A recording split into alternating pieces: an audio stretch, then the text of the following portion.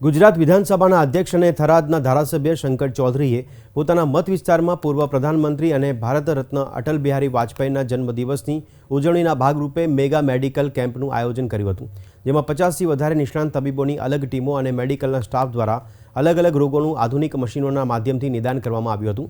આ મેગા કેમ્પમાં કેન્સર અને હૃદય રોગને લગતા રોગોનું પણ નિદાન કરવામાં આવ્યું।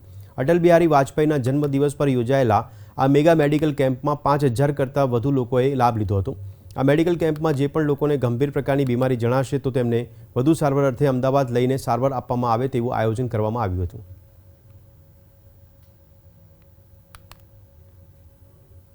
કેમ થાય છે ત્યારે સહજતાથી એવું લાગે ચલો ત્યારે થરાદ ઉજી છે ને અમદાવાદ લઈ જવાની કોણ ઉપાધિઓ કરે એવું મનમાં વિચાર આવતો હોય, અમદાવાદ ક્યાં જઈએ, ઘરનાને ક્યાં હેરાન કરીએ એવું લાગતું હોય, પણ થરાદ છે ને ચલો આપણે જઈએ અને સારવાર કરાવીએ।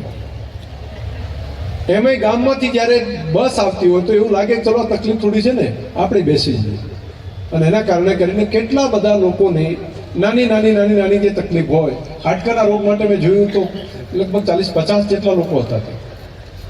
આંખો માટે પણ એવું હતું કે ચશ્મા કેટલા પણ હશે કે જે લાવ્યા, અને એમાંથી ઘણા બધા ને એમને નંબર સહિતની વ્યવસ્થા કરીને આપવામાં આવી, નહીંતર એ ખેંચે જ જતા હોય।